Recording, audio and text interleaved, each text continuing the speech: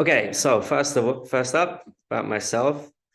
So yeah, I'm the founder of STC, which is a pro-vegan organization in Vietnam.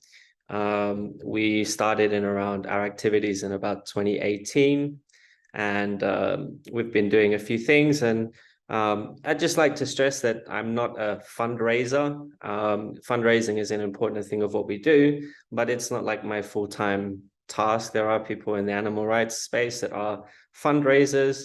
That's sort of me. I'm a bit of a generalist. I do fundraising and graphic design, video editing, proposals, HR, all that kind of thing, all the good things that come with being a founder. We go. So what do we do? So a few activities that we do that we've been able to gain significant funding for. So in 2019 and 2022, we organized some vegan festivals, attracting over 10,000 attendees. We work with food service providers, so like restaurants, canteens, and things like that. And we try to get them to develop more plant-based options. We organize public speaking events and talk to students about food sustainability issues. We also, if there's like relevant films about animal rights or the plant-based food system or anything like that, we organize screenings and invite the public to join. We also do food giveaways and tasting events, and we find this is a very good opportunity to share the benefits of a plant-based system or plant-based food system in a kind of more relaxed and exciting way. Another key aspect of what we do is working on social media, so creating content and information so that people can feel well informed about eating more plant-based foods. Last year we had 36 million impressions and 10 million engagements. And we also organized a vegan challenge. It's been ongoing since 2019. People sign up and we give them support in a community space so that people can feel like being vegan or eating more vegetables isn't a very difficult task. So before we begin, what I'd hope you get from this session is an appreciation of the kinds of projects that get funded. So STC kind of reverse engineered itself. We started in Vietnam, we did things, and then we realized like, oh, okay, maybe this will be successful. We didn't really start off from a point of no activity. We kind of reverse engineered and decided what would be useful in Vietnam and what wouldn't. How to develop your network and discover funding opportunities. So actually, when I started STC, I had no idea that we could get money. So I just kind of did it as a hobby, something that I put a little bit of my personal money into because I thought, some people go to the gym, some people go and watch films, some people have Netflix. I thought, well, I can spend like $100 a month and pay someone to write copy for a website. It just seemed like, something simple that I could do. Some tips to ensure your proposals are successful, and give you a list of some funders that we've worked with and some others that may want to fund your projects. So first off, I'd just like to share how we were successful. So basically, it kind of started from social media and LinkedIn.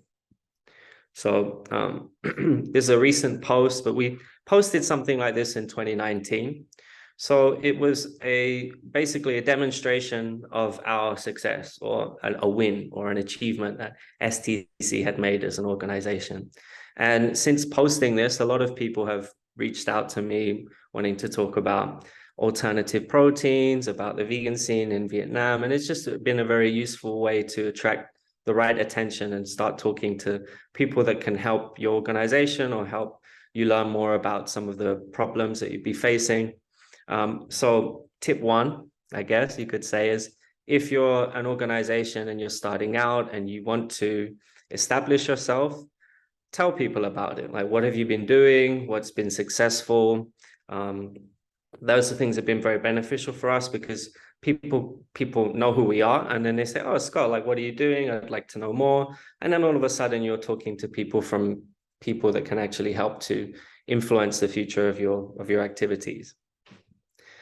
And yeah, with LinkedIn, I haven't sort of looked at it as, okay, I'll go on LinkedIn or I'll find emails for donors. I've just sort of embraced LinkedIn or social media as just kind of a community, but also as well as just kind of reaching out to people, people with mutual interests. A lot of people I found have been happy just to jump on like a 20-minute call, and then you just kind of develop relationships from then. And, I look back at some of the things that I've done 2-3 years ago that have had a direct impact now. So a few years ago, I went to I didn't go to, there was like an online care conference, and one of the speakers I thought was quite interesting. So I added him on LinkedIn afterwards. I said, hey, like I enjoyed your talk.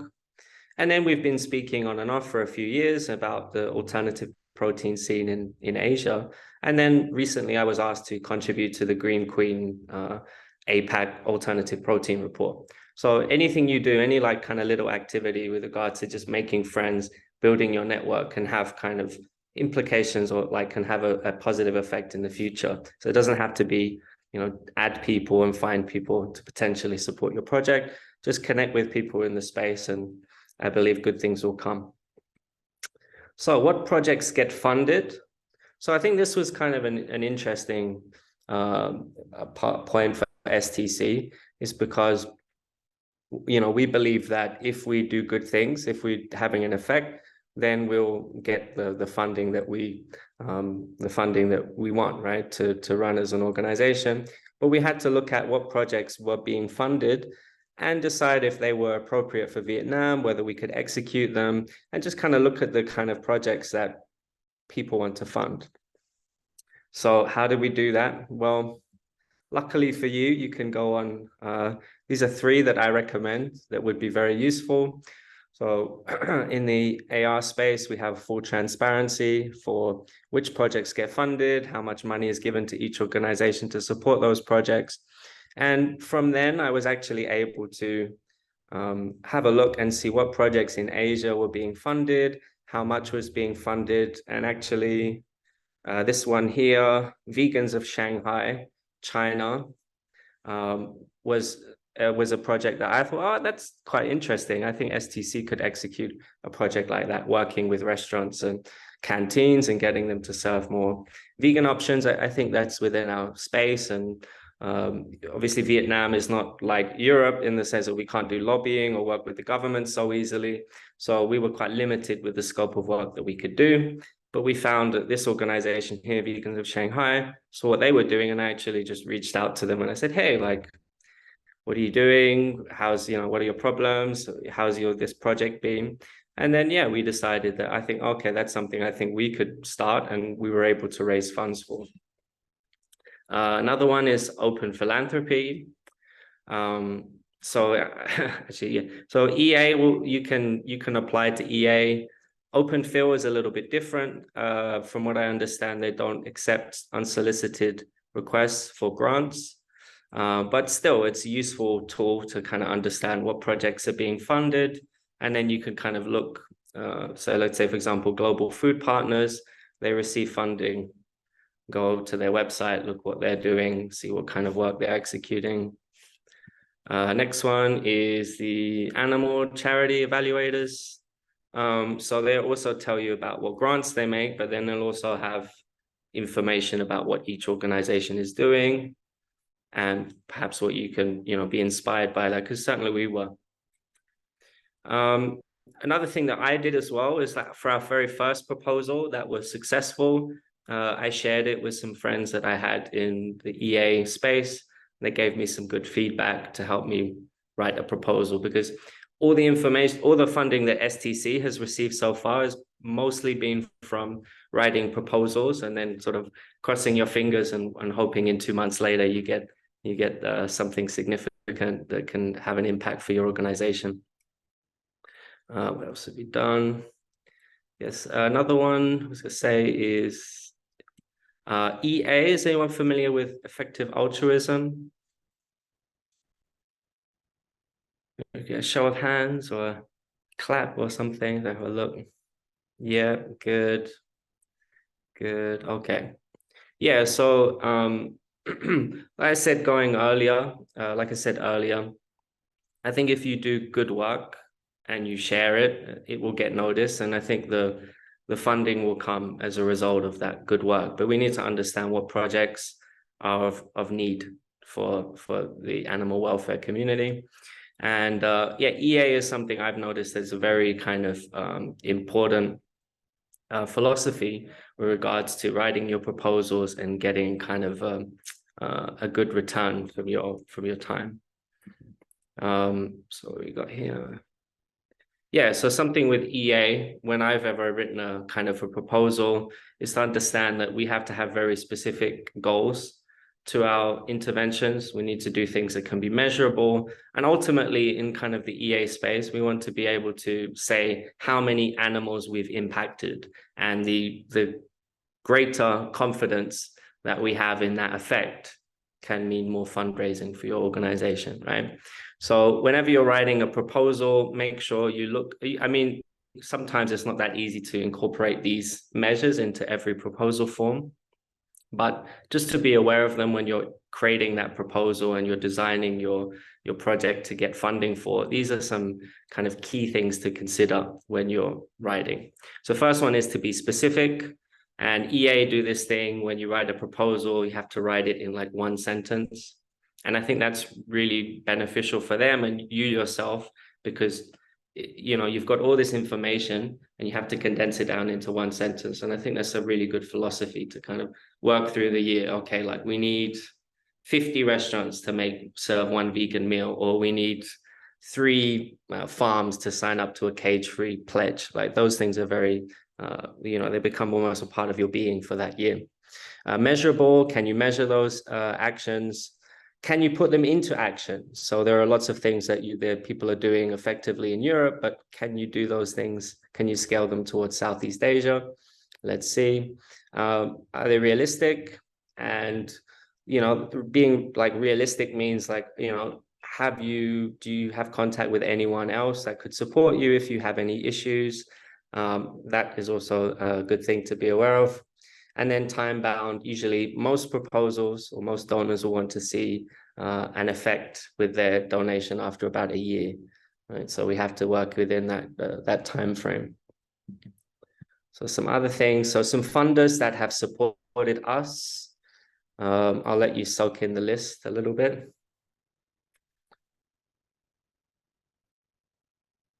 So most of our funding comes from ProVeg and EA.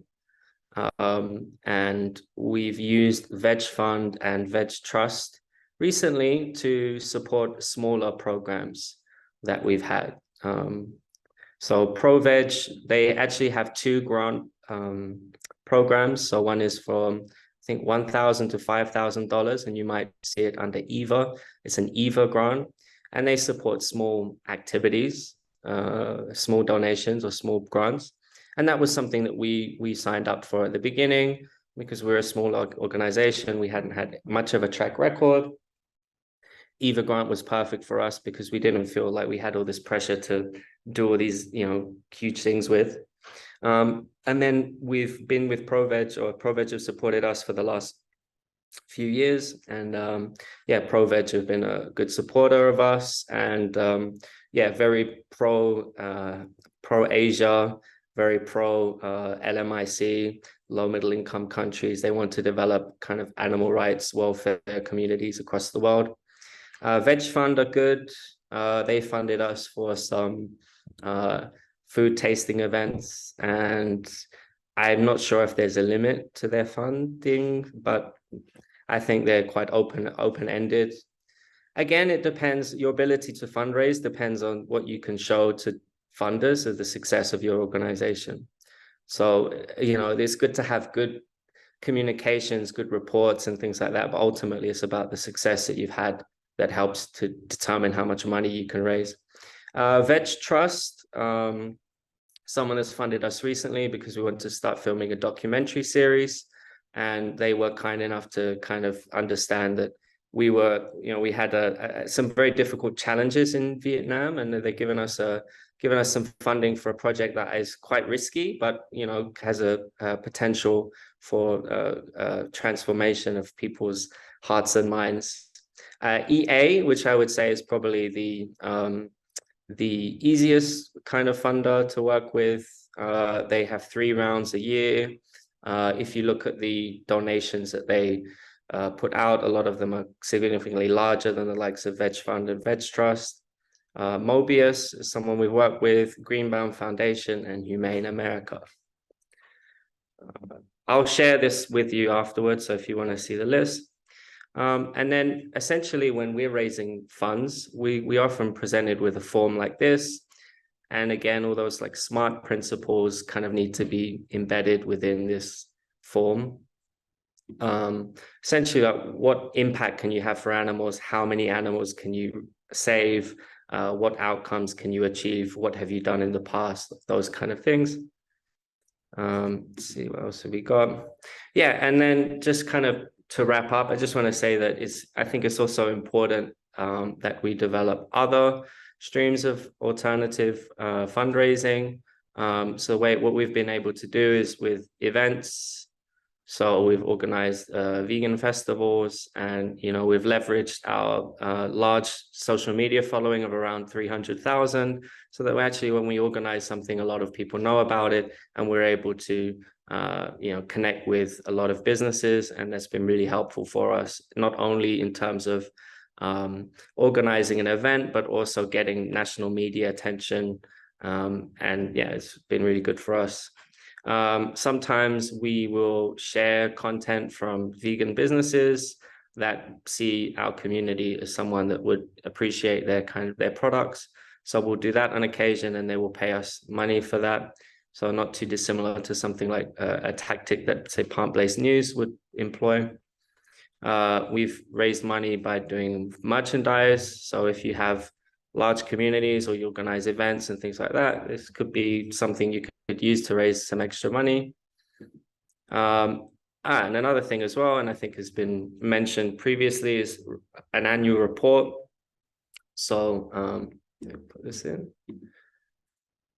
Yeah, so reports can be very useful, and I would definitely focus on it the whole of December, try and put it together, and then when you feel it's the right time, send it to everyone that's helped your organization, anyone who's potentially interested in your organization. And it shows the donor that you're, even if they're not supporting you anymore, it shows that you're still active and that their contribution has helped to contribute to your success. So I think it's just a good practice. We've created 2 reports, and the second one was very successful for us. And it allowed us to reach our fundraising goals for this year. So definitely focus on fundraising reports. And I think 50 by 40 have covered that in previous session, but definitely very important. Okay, I'm hiding it here. So yeah, the takeaways from this session.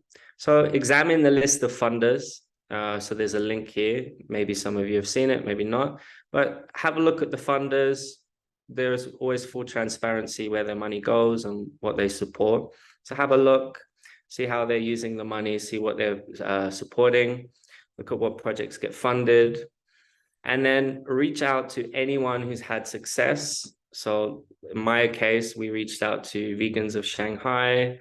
Veggie Project was another one we've talked to as well. So they're very free to talk about the work that they're doing and some of the if issues and difficulties they've had. So if you feel like that project is a good fit for your organization, then go for it.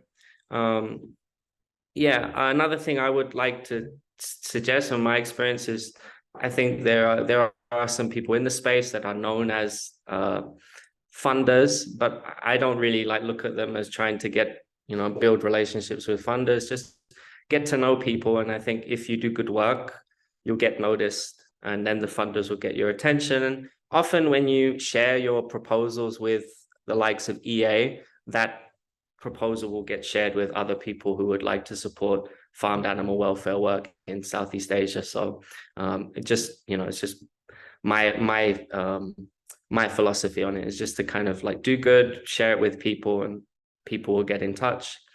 And yeah, that's it. That's it. Okay, I think that's it. Thank you, Upasna.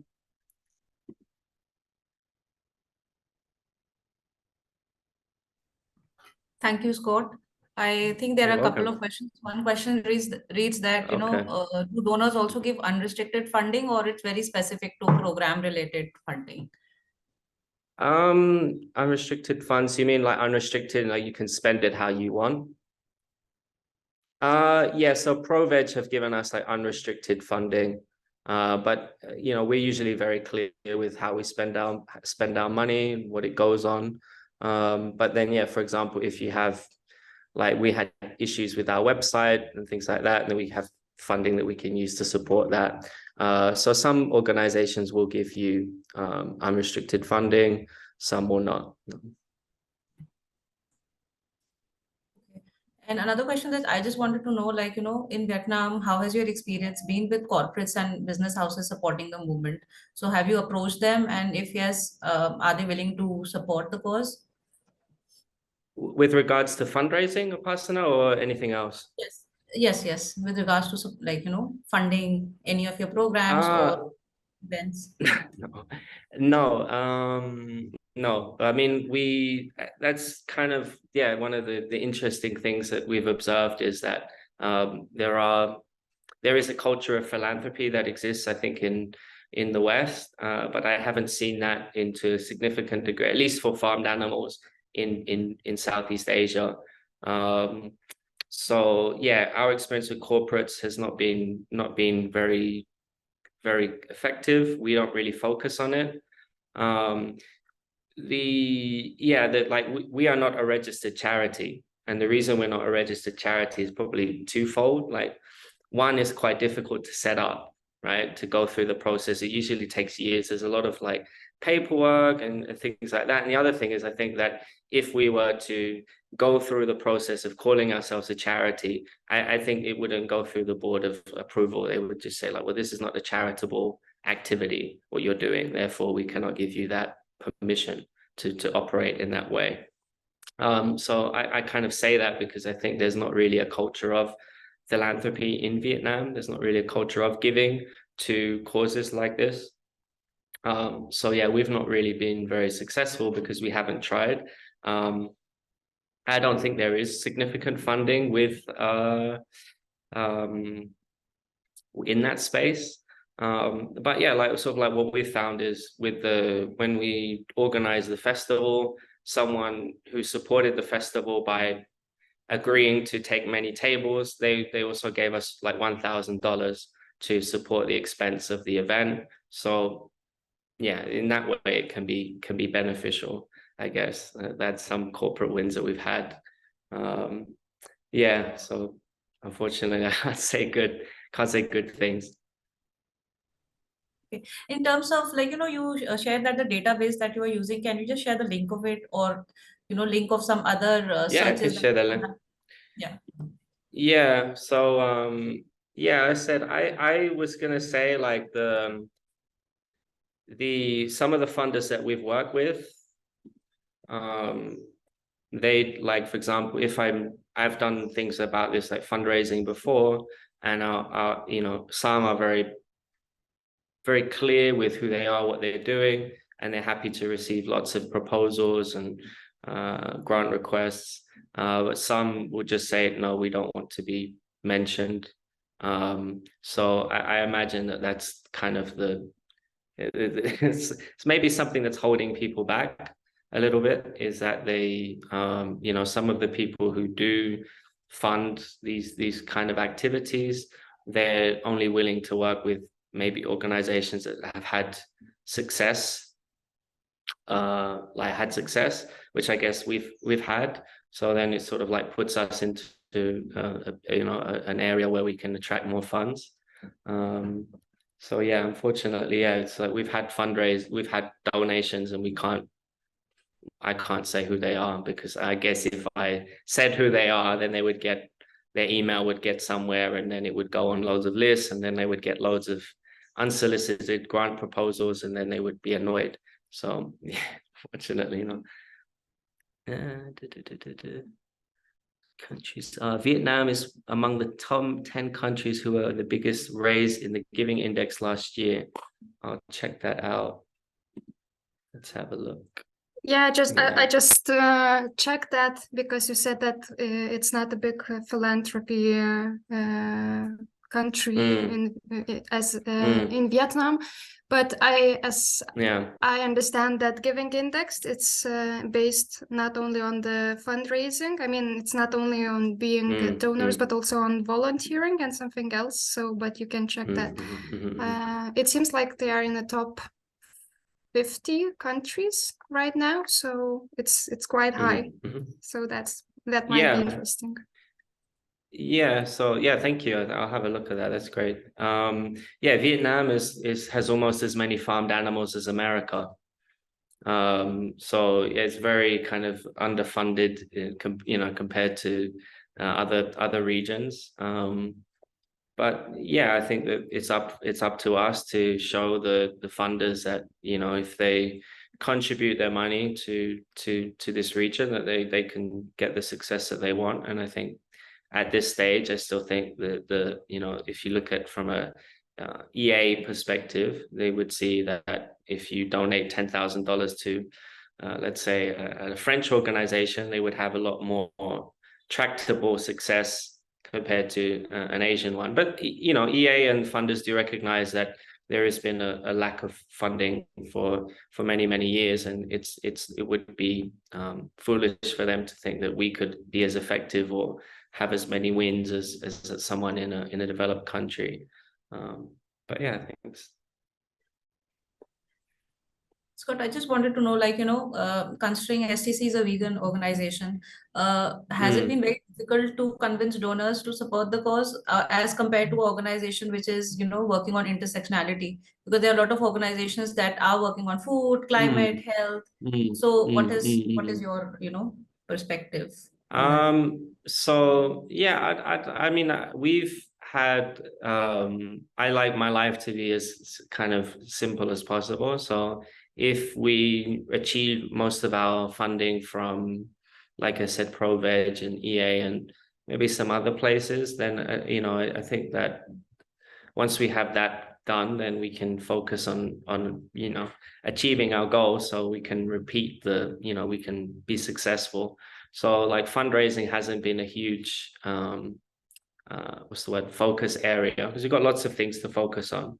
When it comes to like acquiring funds from other donors, yeah, we don't have that much experience with it. I do know that perhaps one of the issues for maybe Asia is that a lot of donors insist that the organization is fully vegan, or that everyone, any event only serves vegan food. Perhaps in some countries, like in our case, like if we do employ some people who have not committed to veganism, and we do so just because we think that they have the skills and the talent, and it's not as easy for everyone to make that change. But yeah, there might be some funders who would not like that. Yeah, with regards to kind of intersectionality and those kind of things, those things have not really, to my knowledge, those are not really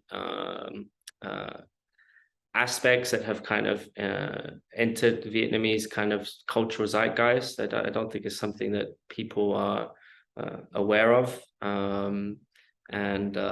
Yeah, like no one's really criticized us for having a male, like a white male founder. That's not something we've had any issues with either. So yeah, I don't, I mean, yeah, if I knew who the intersectional donors were, I work with them, maybe I would understand them. But at this stage, yeah, we've mostly worked with the charities who are very supportive of our work. Yeah, so I'm not sure. Yeah. Okay. If anyone has any more questions, please feel free to ask. And yeah, Craig. Craig, I think yes. Please go ahead, Craig. Yeah, thank you. So a question for Scott. I'm wondering, you mentioned that as a founder of an organization from new. Your time is divided, not, you know, you're not just doing fundraising, but you're kind of doing a little bit of everything. So how much of your time is spent on fundraising, and do you think it's a good use of your time? And the second question related to that is, have you been able to grow your team since you started, and to what extent because of the funding and the investment, the time you've put into it? Thanks. Yeah, I don't know. I think like it's an interesting question. I guess it could be a discussion. Yeah, so like for sort of like with regards to fundraising,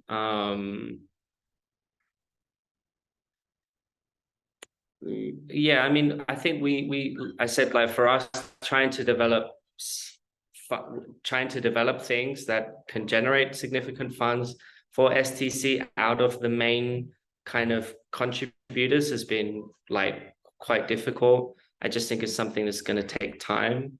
I don't think, you know, at this stage, if we kind of have the option for people to contribute to us, like individual donations. That's an option for our supporters. It doesn't generate very much in the way of funding, maybe $2 a month or something like that. So it's not really a culture of donations like that. I think if we did fundraising schemes that they employed in the West, I have people stand on and ask for donations and things like that, it would be difficult. We could develop maybe some like membership schemes, so people pay like $10 a month and they contribute to us and we give them something for that. I think that would take a lot of time and investment to develop it. And then also, yeah, another thing is kind of interesting for us is that we received our first significant funding in April 2020. So that was enough for us to like, you know, for me to reduce my class time teaching hours and spend more time with STC. And that was when the pandemic hit, right? So when it comes to like connecting with global community of funders, just it wasn't possible. I was just doing everything from my laptop, and I had that list of funders, and you know, we were able to generate enough funding from ProVeg and EA. But yeah, we've since found other people that would contribute to our success. But yeah, I'm guessing that the funding scope is rather limited for animal rights organizations compared to human ones. So I think we have some difficulty there. Let's see. I think is that covered, Craig? Did I miss anything? Thanks, mate. Pradeep, you have a question? Yeah, good afternoon. This is Pradeep from Bhubaneswar, Odisha, India. But it is very good, Hello? very good topic on food systems and its animal rights.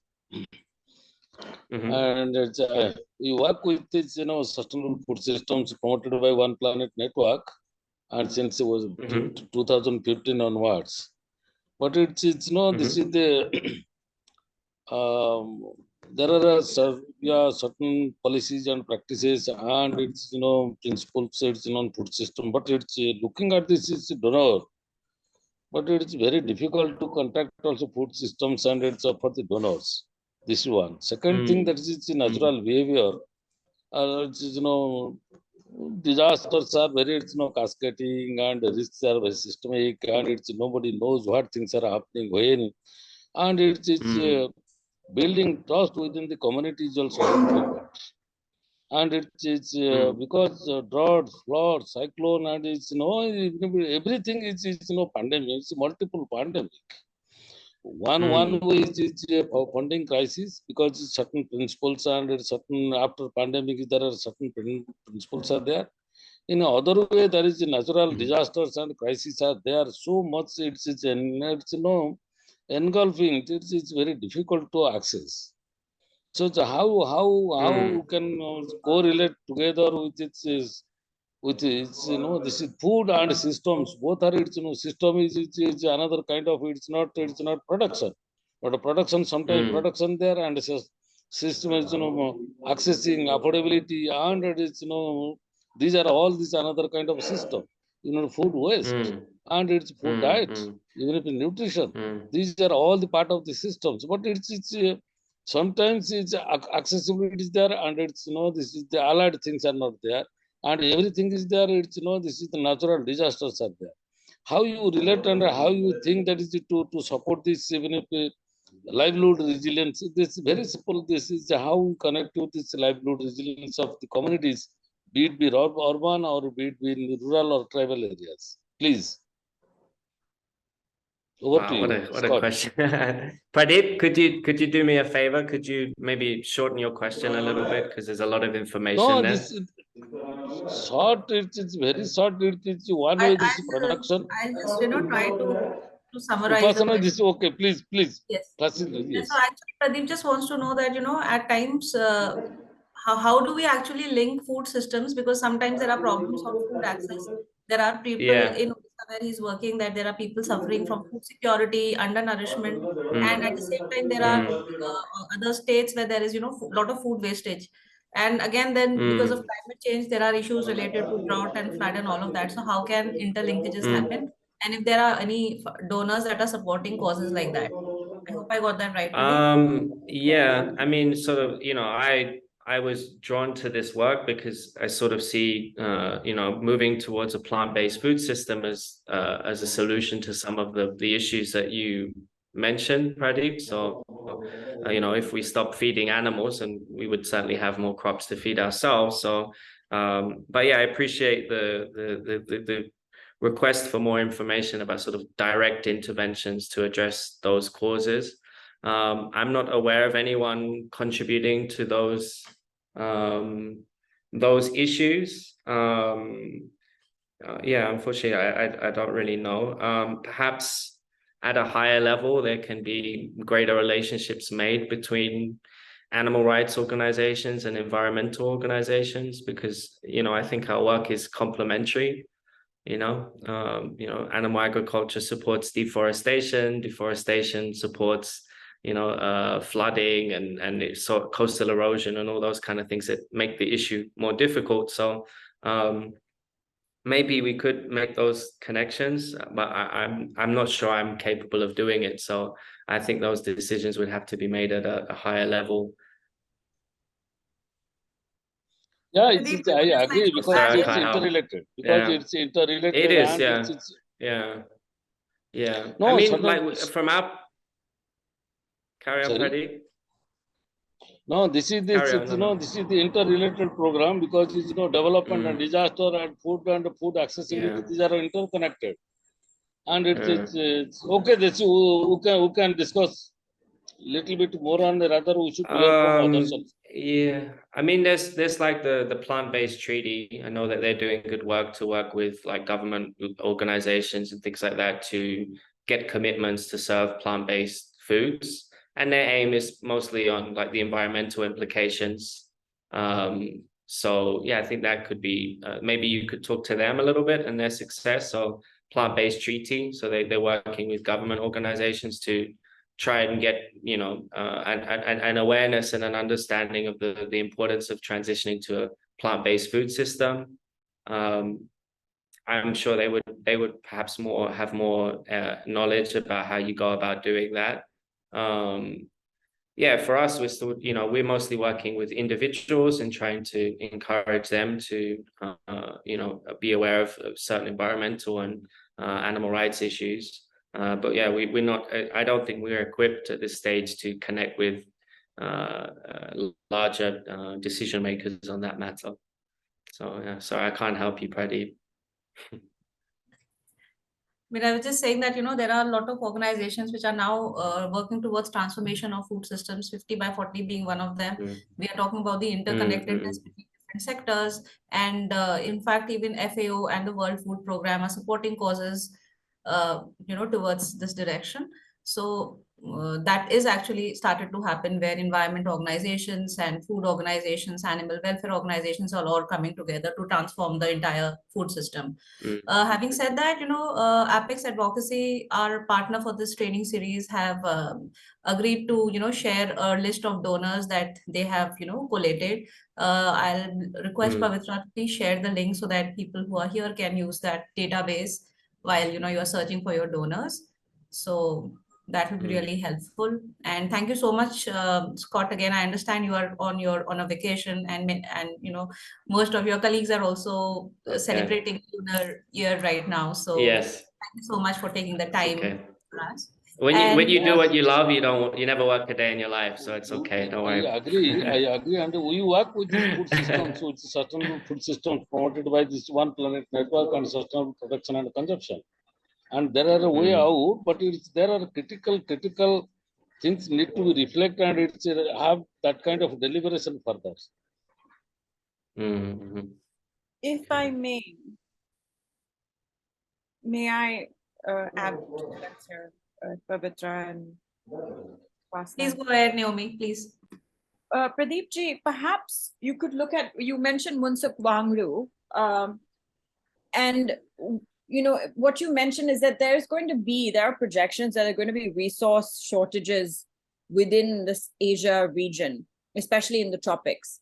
And then multiple reports that are saying that animal agriculture is going to become more and more expensive in this area because of shortage of resources.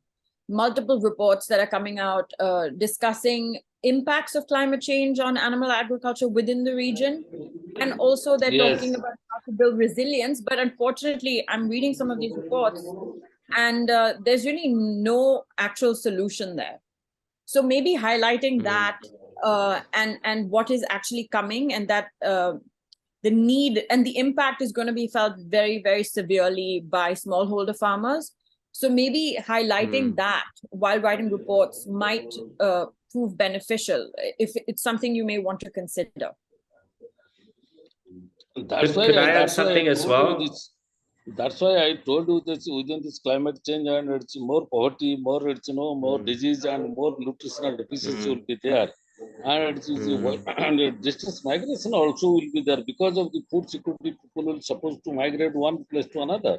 It is not only food production; it is also this accessibility also. So it is both accessibility and production. Once gets hampered, this this is the entire livelihood is getting disrupted. So that is climate change is one. That nobody knows. There is no certainty on weather events, and it's followed by this land degradation neutrality, and it's this biodiversity loss. This is our that's why I told you this is food system is a interconnected program, and it's solution. There are many solutions also, opportunity also. We should carve it out together. It's in region basis, and it's agroclimate based on agroclimatic zone.